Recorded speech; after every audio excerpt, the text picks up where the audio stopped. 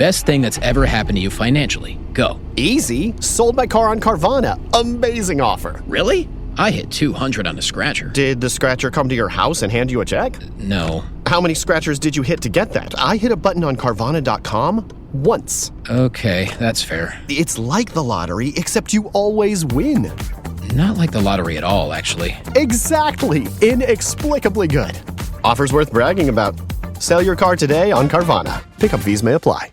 This podcast is brought to you by Progressive Insurance. Do you ever think about switching insurance companies to see if you could save some cash? Progressive makes it easy. Just drop in some details about yourself and see if you're eligible to save money when you bundle your home and auto policies. The process only takes minutes, and it could mean hundreds more in your pocket. Visit Progressive.com after this episode to see if you could save. Progressive Casualty Insurance Company and Affiliates. Potential savings will vary. Not available in all states. Meredith Barney was alarmed when she got a call from her son-in-law on a Monday night in August 2023. He was calling from her daughter Saria's cell phone, and he told her that Saria was missing. He told me that he had just reported her missing. He told me just kind of like the story. She left for work. She was hungover. She left for work, left her phone at home. Didn't come back. And then I tried to ask him questions, follow-up questions, curious questions to try to get more information. And it all pulled back to the same story, and he wouldn't waver from those exact facts. Her son-in-law, Zarrius, told her that he last saw Saria on that Sunday morning, the day prior. He said she had left to walk to work. Meredith had last talked to her daughter on that Saturday night. Saria had called her while she was out with Zarrius and some friends, celebrating Zarrius' birthday. It seemed like the celebration was going well, and everyone was having fun. She figured the two would be hungover on Sunday. Meredith lived hundreds of miles away, in Utah, but she typically talked to her eldest daughter daily. She had planned to go visit Saria and Zarrius, where they lived in Alaska, in the coming weeks. As a mom, what do you do? Go to Alaska and look for my kid. After Zarrius told her that her daughter was missing, she got on a plane, met her sister Brittany in Seattle, and the two of them headed on to Alaska. They arrived in Anchorage the following day, on Tuesday. When they landed, they wanted to hit the ground running. They had a missing persons poster already drafted up, and they were supposed to meet Zarrius at the police station. But he said he wasn't able to meet them. Throughout this time, when Zarrius is telling you what has happened, how would you describe his demeanor? It was weird. Okay, explain. Just very paranoid. Very paranoid and very rigid. He kept making excuses of why he couldn't meet with us to do things like hang up posters or go to the police station. She went to the apartment where Zarrius and Saria lived, near Joint Base Elmendorf-Richardson, where Zarrius was stationed in the military. Okay. Is that the first time that you saw Mr. Hildabrand since, arriving in town? Yeah. Okay. And what was his demeanor? How did you perceive him then during that interaction? Nervous, but not upset. It's not, if my partner was missing, I would have been very emotional, and it was more nervous, anxious. A search was organized where dozens of fellow military members and Meredith and her sister searched for Saria. When you initially informed him that there was going to be a search, how did he respond? Confused. Okay. Clarify. Just why are you doing that? Why would you search somewhere else? Did he have questions about who organized it? Yes. He asked me who organized it, and I said, me, I did. And you said you were with your sister, and you started describing kind of quickly yesterday Mr. Hildabrand's demeanor during that time. Can you walk the jury through that a little more slowly? Yeah, so there's like an access road that we all lined up on. It was like a long line, and then we all just like walked out into the woods, and me and my sister were like on the end of it. And then Zarrius stayed by us, and then we wanted to get away from him. And so we were just kind of veering off, just looking. And then when we got separated from him, he was texting me a lot. Where are you guys at? What are you guys doing? Wait there, let me find you. Like very like intensive, wanting to know exactly where we were. Meredith quickly grew suspicious.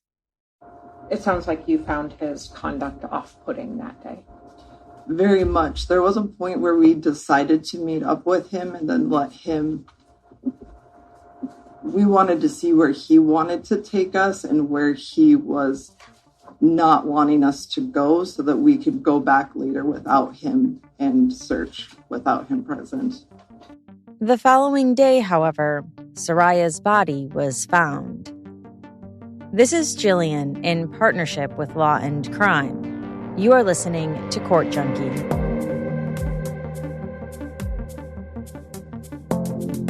You know that moment in the middle of the night when your sheets are stuck to your legs and you kick everything off, but then you're cold, only to be hot again like an hour later? That used to be me until I actually looked at what I was sleeping in. Turns out it wasn't the AC, it was the sheets. Sleeping hot is miserable. You've blamed the thermostat, the mattress, even the person sleeping next to you. But it's none of that. It's your bedding.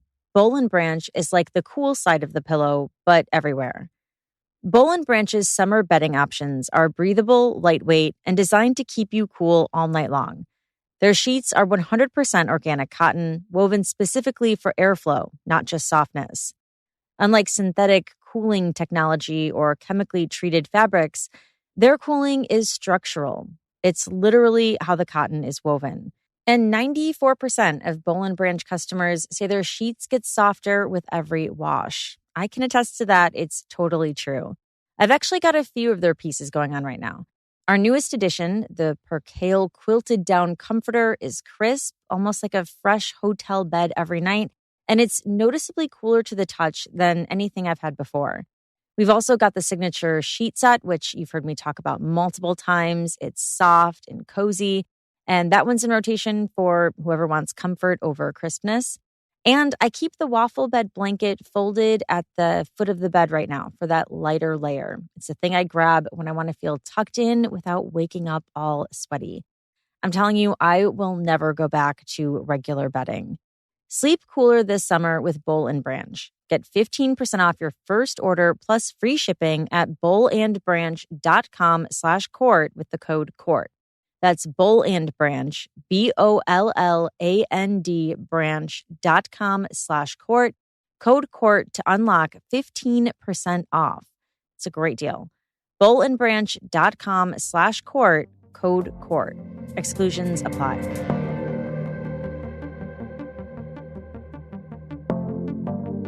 August 5th, 2023. Zarrius Hildabrand was excited to buy his own beer now that he was officially 21 years old. But Zarrius started off his birthday annoyed. He was annoyed that Saria, his wife, had bought streamers to decorate their apartment in Anchorage, Alaska. She had also baked him a beer-flavored birthday cake. What's the first thing you remember on that day? The first thing I remember was Saria came home. She had got a bunch of decorations and stuff. And I was a little upset because I didn't want my 21st birthday to be that big of a deal. I didn't really want to decorate for it. And I was a little upset, but we moved past it. There was nothing it was nothing after that. After we moved past it, it was irrelevant. Zarrius and Saria, also 21, were newlyweds who had known each other for less than a year before they got married after they met in boot camp. By August 2023, they had been married for 8 months. and already things were rocky. Zarrius's life had always been chaotic. That began in childhood. Born in Kentucky, he went into foster care at the age of 6 and then was adopted at age 8. Do you remember much about your life before you went into foster care? Bits and pieces, but most of my memories didn't really start till after I was adopted. Okay. Do you recall if you've ever, before you went into foster care, what do you remember about your biological mom? Not a lot. Kind of a ghost type presence. Like, I knew she was there, but I don't ever remember physically seeing her. The first time Zarrius tried alcohol, he was around 15. He snuck beer from his adoptive parents. When he got older, his friend's mom bought them alcohol and let the teens drink at her home. A few times, he got blackout drunk. Zarrius graduated high school and then got a job working at a car dealership, then a job in a factory. At 19, he joined the military. I needed a sense of direction in life. At one point, my mom found a bunch of beer cans and was like, you need to do something with your life. And the Army was the direction I wanted to go.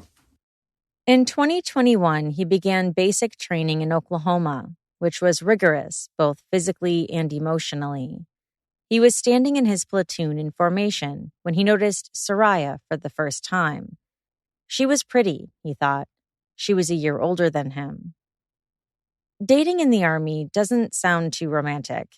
Their first date was doing job training together with one of Zarrius's friends there, since the Army didn't want a man and a woman to be alone together.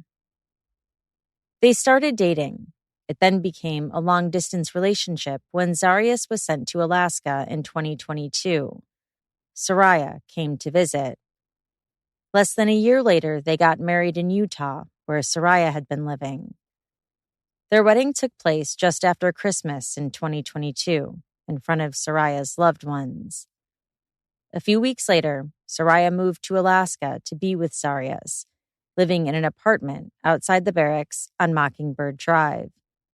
Saria seemed to be thriving there. She was excited because she foresaw a professional opportunity. She wouldn't have to wait 2 years to become a combat medic, like if she had stayed in Utah. She began working in the Alaska National Guard. She had big goals and dreams for her future. Her plan was to be an anesthesiologist, but to get there, being a combat medic in the National Guard was a good stepping stone. She also worked at a restaurant. Saria was an upbeat person, a social butterfly. One friend described her as wholehearted, the kind of person who would do anything for others. Saria quickly made friends and was happy in her new home. She was the oldest of 5 children and had a special bond with her mother, who was planning to come visit in 2 weeks. Saria couldn't wait to show her mom around. But one side of Saria's life was hard. She was navigating trust issues with her new husband.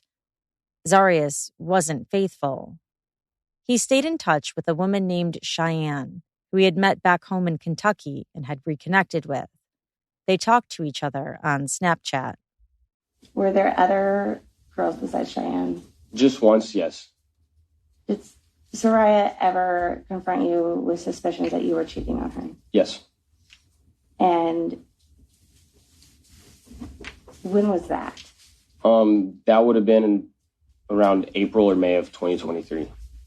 How did that conversation go? She basically just wanted to know what was going on and why, and just normal, why are you cheating on me questions. Did you feel guilty? Yes. But you kept talking to Cheyenne. I did. Why would you do that? Because I felt it would have been suspicious if I just stopped talking to her in general. So I tried to wind it down slowly. That way it looked less suspicious on Cheyenne's end. Did Cheyenne know you were married? I don't believe so, no. The newlyweds swapped passwords so they could monitor each other's correspondence. Still, Zarrius was in communication with Cheyenne, leading up to his 21st birthday. which is the day everything got turned upside down.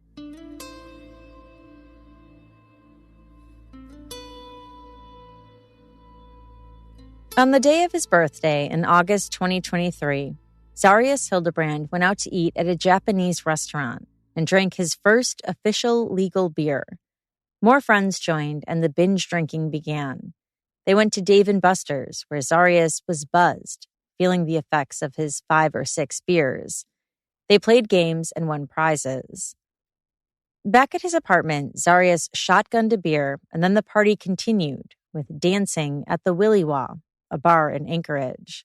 If you had any question about the level of Zarrius's sobriety that night, you only had to look at the names of the drinks he was ordering. Started drinking trash cans and AMFs. And AMF, that has a name. Yeah, that AMF is an abbreviation. Without saying the last word of it, what are the first 2 words? Adios, mother effer is what the AMF stands for. Are those strong? Yes. How many of those did you have? At least 2. And then I also had at least 2 trash cans, which the trash can and the AMF are essentially the same drink, except for the trash can has a Red Bull, like, on top of it. And you were doing shots? Yes, before I started drinking mixed drinks, we were taking shots. How many shots did you do?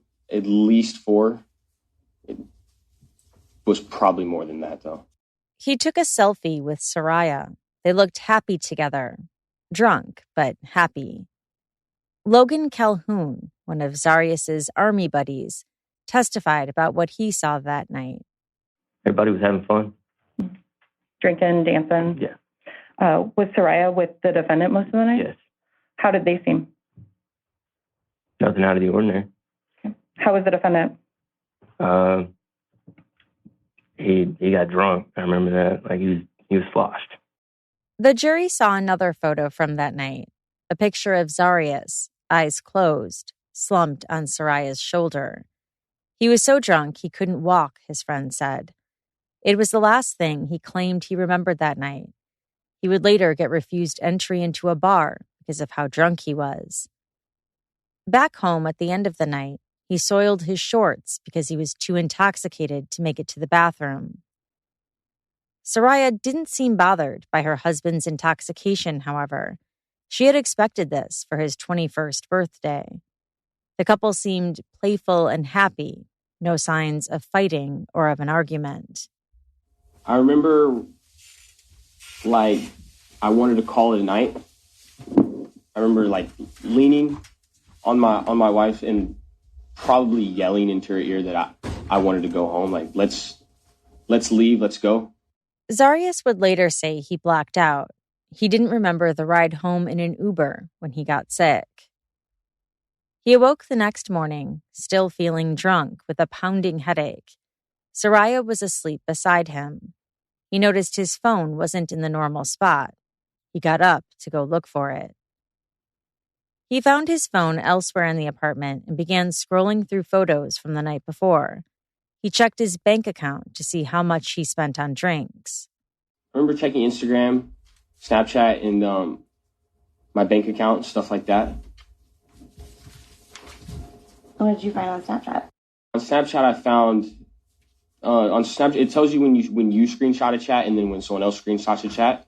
And I saw that I had screenshotted chats with Cheyenne off my phone, and that's when I checked my phone and saw that the screenshots were there, and then saw that they were sent to my wife's phone and saw that they were on her phone as well. How many phones did you have in your hand at that time? I had one in each hand. And I'm going to approach with what's been marked as States Exhibit 301 through States Exhibit 310. Mr. Hildabrand, do you recognize 301 through 310? Yes, ma'am. I recognize all these. What are those? Pictures of me cheating with Cheyenne. About what time of year are those? April, end of May. Of what year? 2023. Is that what you saw when you looked at your phone? Yes, ma'am. And did you see those also on Saria's phone? Yes, ma'am. What'd you think when you saw those photos on Saria's phone? Thought in, oh crap, but in a much more vulgar way. What was going through your head? Oh crap, how am I gonna fix this? So what did you do? I went back into the bedroom and I was gonna ask my wife about it. And that's when I realized that she was no longer alive.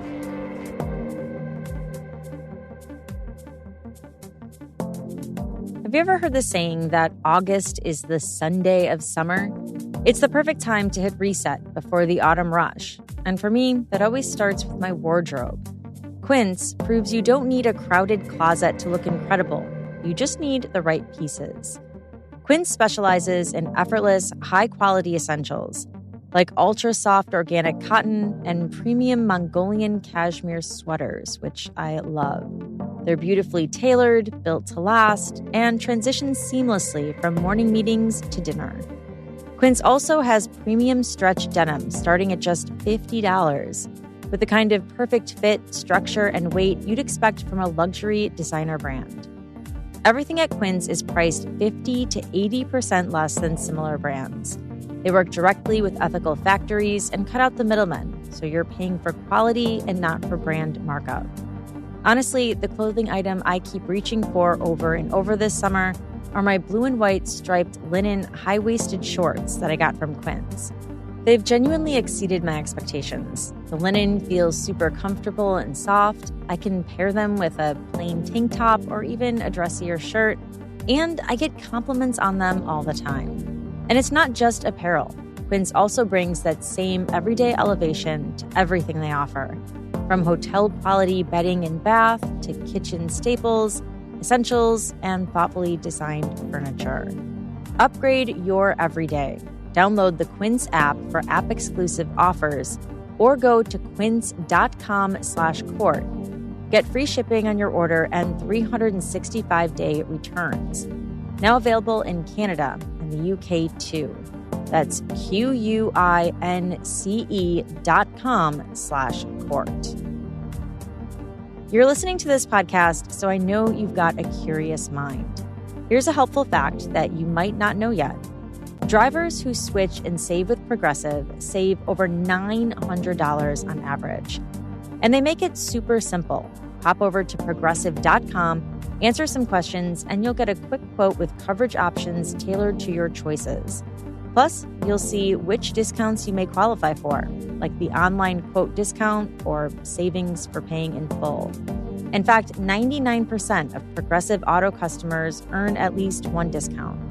See if you could save when you switch to Progressive. You'll feel good about making a savvy choice. Visit Progressive.com and see if you can enjoy a little extra cash back. Progressive Casualty Insurance Company and Affiliates. National average 12-month savings of $946 by new customers surveyed who saved with Progressive between June 2024 and May 2025. Potential savings will vary. After a night of partying to celebrate his 21st birthday, Zarrius Hildabrand claimed he woke up and realized his wife Saria had discovered the truth, that he had been flirting with other women and trying to organize a meetup so he could cheat on her. When he went to talk about everything with her, he found her dead in their bed. She had been shot in the head. He didn't know what had happened. At least, that was his version of events when he took the stand in June 2026 at his trial for first-degree murder. She was like partially covered. I went to uncover her, and essentially the first thing I saw was the gunshot wound to to my wife's head. Did you do CPR? I did not, just because I checked for a pulse once I saw the gunshot wound and didn't feel a pulse. What's going on in your head at that time? A lot. I just was confused. This is where the fear started to set in. I was hurt, and I basically didn't know what I didn't know what I was going to do. You used the word fear. Yes, ma'am. And hurt. Yes, ma'am. Why were you hurt? I had just discovered the body of my wife, who I loved, and that's going to hurt anyone, regardless of, it's just something that hurts. Were you shocked? I was confused. And you said you felt fear. Yes. Had you ever felt a fear like that before? No, never once. He said he was afraid. He had no recollection of the night before. After that, he was afraid of letting everyone he loved down, especially his little brother. You found your wife deceased, and you're afraid. Why are you afraid, Zarrius?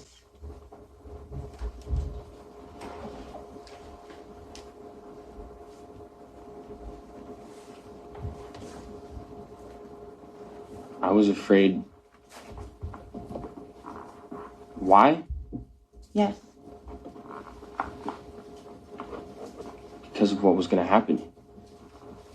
What were you afraid was going to happen? I was afraid I was going to lose my family. I was afraid that I was going to go to jail for something that I had no recollection of. There's so many unknowns, and I immediately assumed the worst and thought that I just assumed the worst. And so you were afraid that your brother would disown you because you went to jail? Yeah. He said he didn't call the police because he was scared he would be accused of killing her. So instead, he tried to cover it up. At 10:44 a.m., he used Saria's phone to carry out a lie. Impersonating Saria, he texted her boss that she was sick and wasn't going to work. At 12:46 p.m., he went out and bought Gatorade, marinara sauce, and bed sheets. He then made more stops. He went to a park searching for something. Then he went to the Brown Jug liquor store, where he bought a fifth of Four Roses bourbon and a 2-liter of Coke. I didn't want to be sober. Why? Because I knew what was to come. You knew what was to come, so had you made a plan by that point? Not directly, but it was starting to come together. And what was the plan you were thinking about?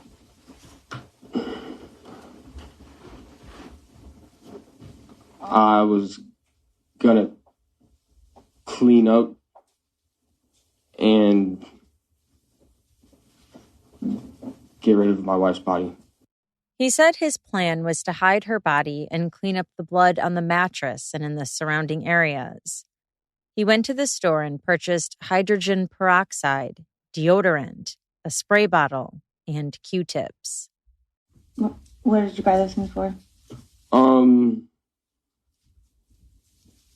The hydrogen peroxide and the sprayer were to help with cleaning up the surrounding areas and mattress, and then I just needed deodorant and Q-tips. And what's going through your head when you're going to Fred Meyer to get those items?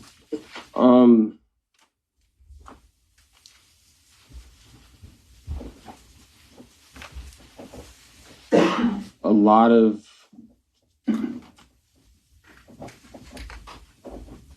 just like a lot of numbness. I just didn't know what to feel. I felt everything, and I just knew that the next day was going to be rough. Zarrius testified that 13 hours had passed since he first realized Saria was dead on the bed. He drank a Red Bull. It was getting dark. Then it was time to move Saria's body. He stuffed her remains in a 96-gallon trash can and then put the bloody bedsheets on top of her.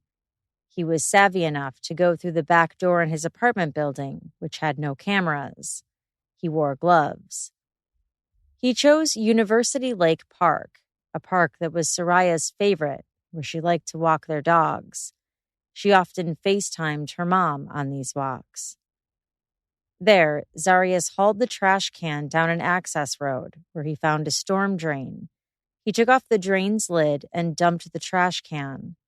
Saria's body fell down 15 feet. He put the manhole cover back on. He threw the trash can in the woods. As he carried out his task, Zarrius testified he felt hollow. He was committed to his plan, so he wasn't going to file a missing persons report or call the police. He said he considered dying by suicide and even went as far as writing a suicide note. The note he wrote that authorities later recovered said, "I'm writing this just in case what's going on with my wife becomes too much for me to handle. I've always said since we met that I couldn't live life without her, and I want whoever finds this note to please make sure my dogs are taken care of. I want that to be the main priority to all of my family members and loved ones. I'm sorry I wasn't mentally strong enough to handle the weight of what's going on." But Zarrius didn't end his life. Instead, he watched porn on his phone and drank alcohol. He researched getting a haircut. He did some online shopping, looking at Patagonia, which sells outdoor sports supplies. He showered and went to work, even though he hadn't slept that night. At one point, he found Saria's wedding ring, which she always took off in the bathroom before bed. He put it in his pocket.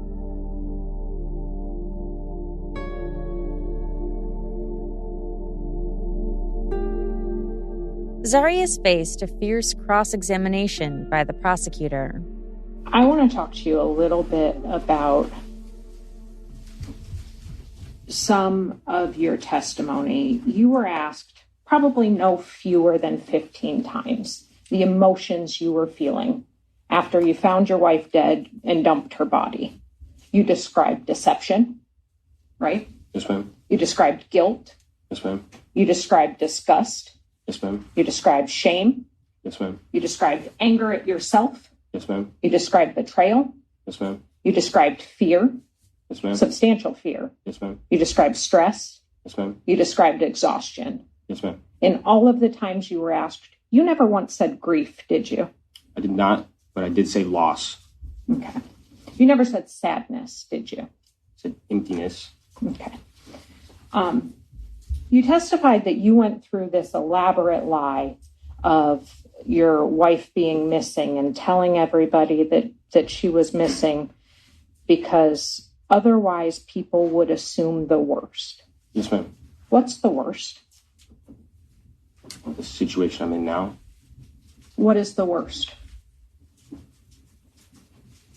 Going to jail. And you went to bed next to your wife. I can't tell you for sure because I don't remember. Okay. And you have no idea what happened until the next morning. Yes, ma'am. Despite the neighbor more than, 80 feet away hearing that weapon. Yes, Objection argument. Overruled. Okay. How do you know, sir, that she didn't confront you with those Instagram and Snapchat messages and you didn't put the gun to her head and tell her you were going to kill her? How do you know that you didn't pull the trigger? I don't. Okay. You don't know. No, ma'am. You want the jury to believe that she did this to herself? Objection. Overruled. It's not up to me what the jury believes. Okay. Despite the fact that she was otherwise happy in your marriage, Yes. Yes. And planning for her future. Yes. And your future. Yeah. And tried to have a good evening with you on your birthday. Mm-hmm. And had forgiven you for text message infidelity in the past. Right? Yeah. Okay. So you don't know that you didn't kill her. So, can you restate that question? You don't know that you didn't kill her.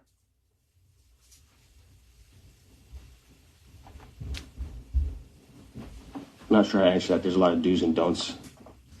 It's just too complicated. Do you know if you pulled the trigger, sir? I do not. Okay. So I want to get to, because you don't remember anything about her death, I want to get to the morning when you wake up. Okay. You were soaked in blood? I was not. Okay. You've seen the photographs of the mattress? I have. And you were laying in bed with her? Yes, ma'am. Okay. You didn't call 911? Correct. You didn't take life-saving measures? No, I did not. Okay. You didn't run outside and ask for help? No. You didn't call her mom? I did not. You didn't call her best friend? No. You didn't call her command? No. You started planning how to protect yourself?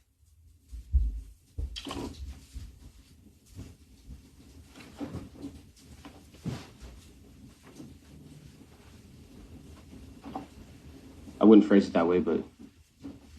Okay. You started planning how to dispose of her body? I started planning on what I was going to do next.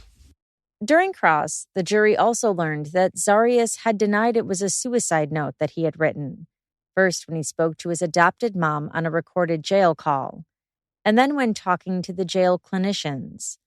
The prosecution believed he was trying to avoid the strict suicide prevention protocol in jail.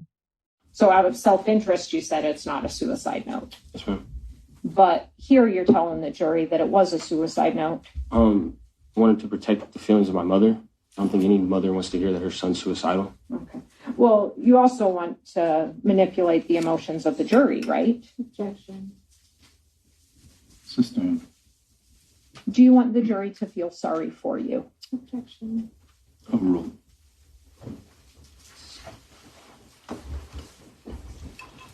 I want the jury to use... No, I don't want the jury to feel sorry for me.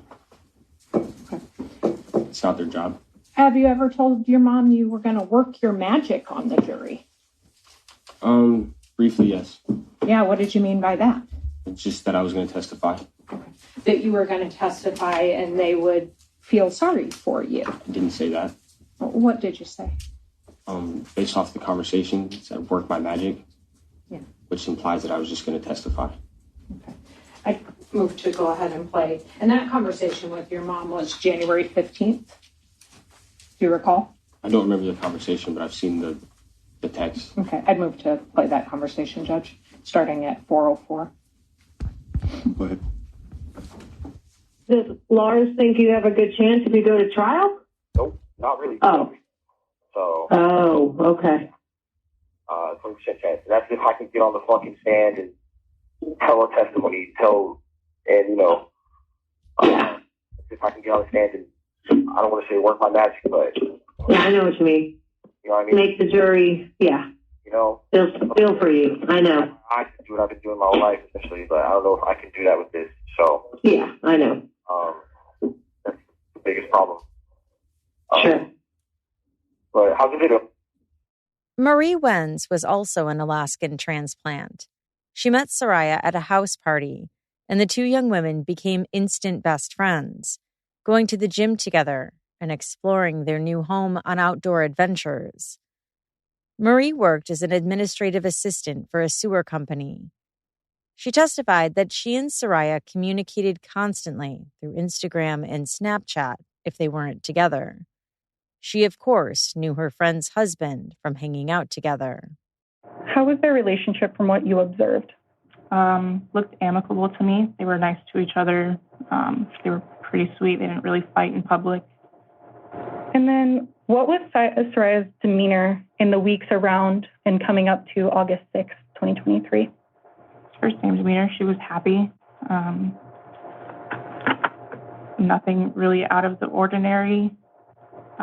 she was excited for Zarrius' birthday coming up and planning for it the week before.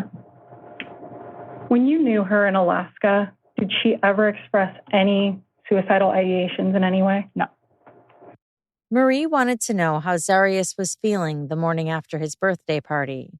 She had witnessed his drunkenness while out partying with them. Around 10 a.m., she wrote Saria a Snapchat message. I sent a snap saying, "How is Z feeling?" And I got a snap back of his face with a thumbs up. And that was to her phone on her Snap account? Her Snapchat account, yes. What did you send next? About an hour later, I sent them a Snapchat asking if they wanted to get brunch. And did you get a response? I got a response from him on her account saying that she had gone to work and forgot her phone.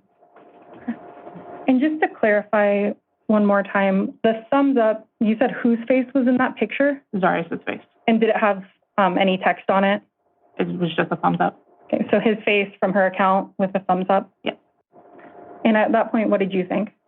I thought it was weird because she told me she was going to call out, but wasn't really thinking about it too much in the moment. Okay. Did you ever know Saria to forget her phone? No. Can you explain that a little more? We're attached to our phones. She was really no exception, especially because she had family not in Alaska, and also just talking to people through social media all the time. Were you guys constantly talking on socials? Yes. Would that be Instagram, Snapchat? Yeah. Things like that? Was it normally text or no? Between her and I? Yes. Just Snapchat and Instagram. So after lunch was declined, saying that she forgot her phone, what was the next time you reached out to Saria? I Snapchatted her around 7:30 asking when she wanted to go to the gym. And why did you wait until 7:30? Because that's the normal time that we went to the gym. And did you guys normally coordinate? Yes. Did you hear back from her? I heard back from Zarrius from her account saying that he had not picked her up from work yet. What did you think when you got that response? I thought it was weird because she usually got off work around 7:30. Did you hear back from Saria or the defendant on Saria's phone again that night? Not that night. She messaged Saria on her Instagram the following morning. She said she essentially asked her why she wasn't responding. They had never gone more than 12 hours without talking. It was around 11 o'clock.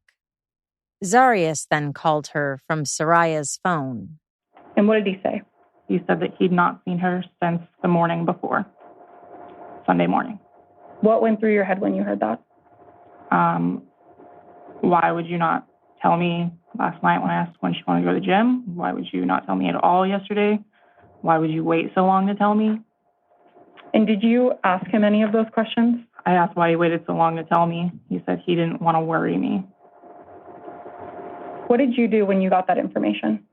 I told him to call the police. I said I couldn't leave work right now because of my boss, but I would come over right after work to try to help look for her. And did you end up doing that? I did go over after work to try to look for her, yes. Where did you meet the defendant? At the park behind her job, like Campbell Airstrip Park or something like that. What did he say to you when you arrived? He said that he had spent a couple hours looking and he didn't know what happened to her. Do you remember what was his demeanor or actions? Very calm. It was weird behavior for what was going on. Soon Marie started calling morgues and hospitals looking for Saria. Zarrius was strangely indifferent. While Saria was missing, Zarrius openly debated which of her belongings he should return to her family. Maybe Saria's mom would want her childhood blanket, he mulled. But he was unwilling to part with Saria's wedding ring. Marie said she was horrified. What went through your head when he asked you that? I started crying and I said, why would you be giving her belongings when we haven't even found her? And what did he say to that? He said that he was just thinking about like what her mom deserves in case something happened. And how did you take that? It's in speculation. It's effect on the listener, Your Honor. Overruled. Sorry, what was the question? How did you take him saying he was thinking about what her mom would want at that point? I kind of thought that he knew something more than he was telling me at that point. Zarrius' friend in the Army, Dalen Gates, had missed the August 5th birthday party because he was out of town. After Dalen returned home and learned the shocking news that Saria was missing, he headed over to Zarrius' apartment. It was Monday night. What did you guys do when you got there? We made Hamburger Helper and turned on YouTube and just kind of did what 20-something-year-old boys would do and just kind of bury whatever it was and just trying to give him a place to relax at the time. And did you stay in the living room, in the kitchen the entire time? Yes, ma'am. Did you see any firearms in the apartment? Yes, ma'am. They were just set out on the kitchen counter or whatever counter it was. And after you guys are eating Hamburger Helper and watching YouTube, did he eventually open up to you? Yeah, we had a deep talk and some sadness. And once he finally calmed down, he seemed like he could get some sleep, and I went on my way. Okay. Can you tell me a little more about that? When he opened up and had some sadness, what was he saying and what was he doing? He was just blaming himself from the night before, saying he could have took her to work and could have drove her and should have, and was just harping on the fact that he was putting it on himself. He was saying it was his fault? Yes, ma'am. Was he crying? Yes, ma'am. And did you tell him not to blame himself at that point? Yes, ma'am. At that point, I was not to put all the pressure on himself. He said he stayed until about 10:30 or 11. He was asked more about the guns he saw there. And then you said that you saw some guns in his apartment. Did that raise your concerns? Being military, not really. Okay. I mean, most of us have guns, so it didn't raise any concerns. At the time, the most concern it raised for me was self-harm, that I was worried that he was going to do. And did you know those guns to be Zarrius Hildabrand's? I figured so. Yes, ma'am. And did he show you the guns? No, ma'am. They were out and around where their apartment where they lived. There's a lot of homeless camps and not the best neighborhood. So they were gonna, if we went out looking again that night, which was the original plan, they were both gonna be carried with us. So. Do you recall what color gun he offered you to carry? No, ma'am. Was it possibly black, gray, tan, something else? I know there's a tan. There's a tan, I want to say SIG, and then a black Glock, I want to believe, that was on the counter. But which one I wanted, maybe the SIG, because I like the tan colored better. And he was fine offering you to carry that one that night? Yeah. Okay. And did you ultimately handle the gun at a certain point, either looking at it, intending to carry it, or moving it away from Saria Hildabrand? Looking at it, intended to carry it, yes, ma'am. That gun later turned out to be the alleged murder weapon. Detectives found the gun on August 9th when they executed a search warrant at the apartments. The other thing the detectives find at the residence is this weapon. And this ends up being, after ballistics testing, the murder weapon. And there's a lot of question about DNA analysis and why we didn't find DNA on this. And a couple of things to remember about this gun is clearly the defendant possesses it, has it in his hand after the murder. His DNA is going to be on it regardless if they're even able to get it. They're not able to get DNA off that gun. But also we know Dalen Gates said he handled that weapon after. And that's interesting too, right? That the defendant his friend is offering to go out to search with him, and they're gonna take weapons just in case. And the defendant says to Mr. Gates, "Why don't you take this one?" And has his friend handle that weapon, obscuring evidence if he's thinking that far ahead. Just something to think about. It's interesting that the murder weapon is the weapon that he would put in his friend's hand afterwards. Experts testified that the gun had been held 6 to 12 inches away from Saria when it was fired. A landscaping crew contracted by the Parks and Rec Department spotted the trash can that Zarrius had discarded. That helped lead investigators to the storm drain, less than a quarter mile from the apartment. The search for Saria officially ended August 10th, 2023, 5 days after Zarrius' birthday party. Down the drain, in water, was Saria's body. She had been shot once above her left eyebrow and had died instantly. Dr. Kenneth Gallagher with the Alaska State Medical Examiner's Office ruled her manner of death a homicide, not a suicide. What were your pathologic diagnoses? What did you observe about her? Yes, so on the front page of my report, I always summarize everything. So she had the cause of death injury was a penetrating intermediate range gunshot wound of the head.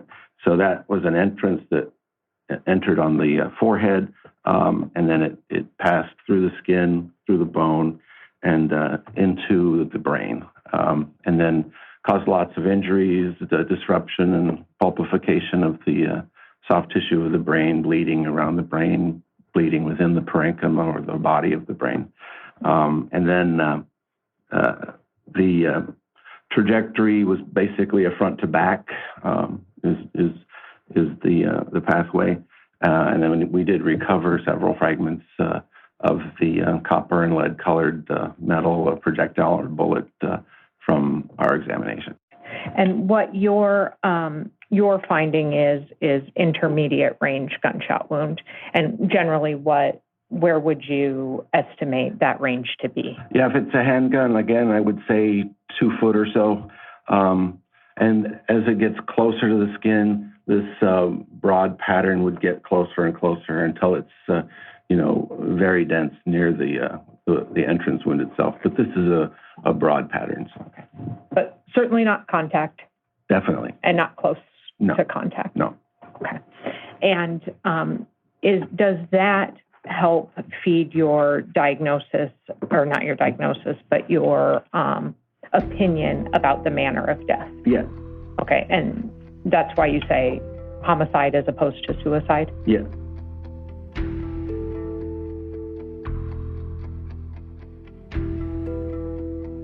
Zarrius testified that he couldn't remember what happened in those early morning hours after his birthday party, but the prosecutor provided a timeline of events during their closing arguments at his murder trial.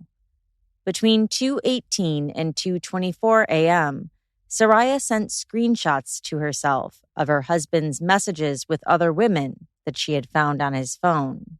This is the thing that happened just moments before the fatal gunshot. We know 2:40 a.m., Saria calls Marie, either to talk about what was happening or what was going on with their fight, but Marie does not pick up. And just 8 minutes later, at 2:48 a.m., we hear from Taylor Engstrom on the 911 call. Taylor Engstrom was a neighbor who was up late that night watching the TV show Lucifer.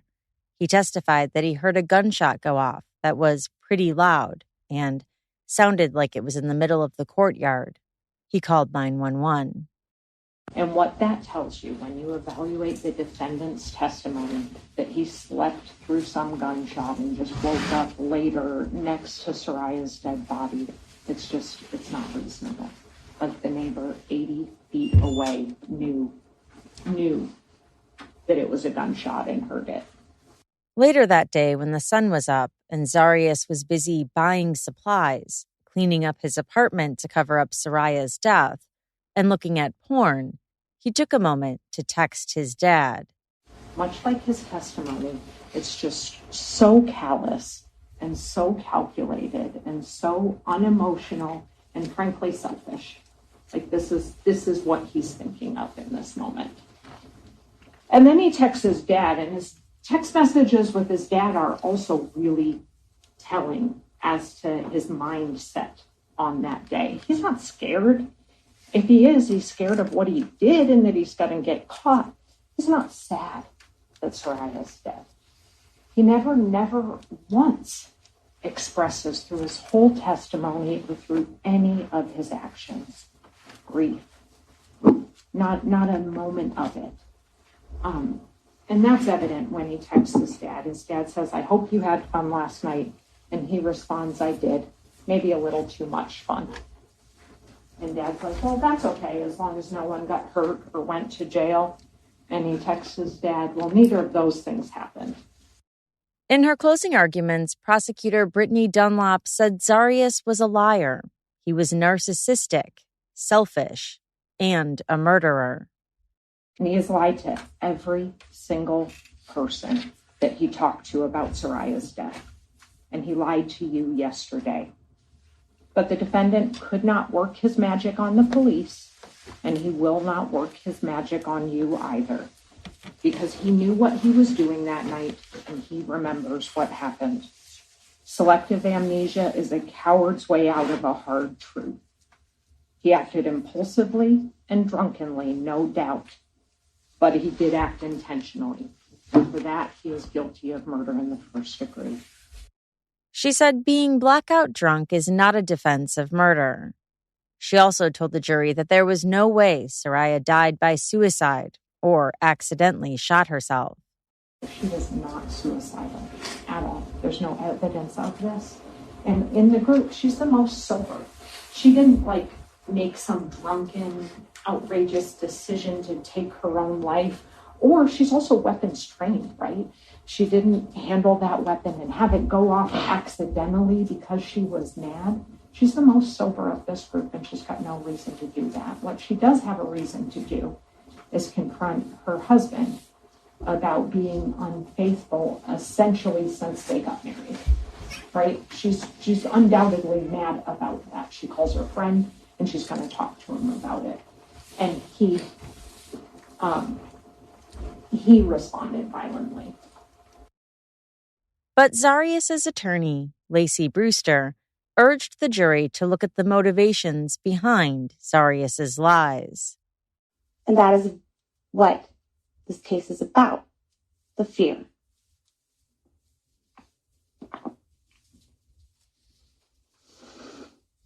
In his panic and fear, Zarrius made some mistakes, some abysmal choices. But these choices and mistakes should not be seen as evidence that Zarrius killed his wife. They should be seen as evidence of what they are, evidence of fear. Use your reason and common sense here. Trauma affects people differently. Trauma affects memories. Trauma affects our ability to recollect and perceive things. The government wants to call Zarrius a coward because he can't remember everything perfectly. Zarrius wanted to protect himself. And Zarrius made objectively bad mistakes trying to do so, trying to protect the people he loved, trying to protect him. That doesn't make him a killer. After 10 hours of deliberations, the jury reached their verdict. They found Zarrius Hildabrand guilty of second-degree murder and guilty of 2 counts of evidence tampering. His sentencing hearing is scheduled for October 23, 2026. He faces 15 to 99 years behind bars. And that's all for this episode. This episode was researched and written by Gabrielle Roussin. To hear these episodes without the ads, check out my Patreon options at courtjunkie.com/support. Thanks again for listening. Until next time.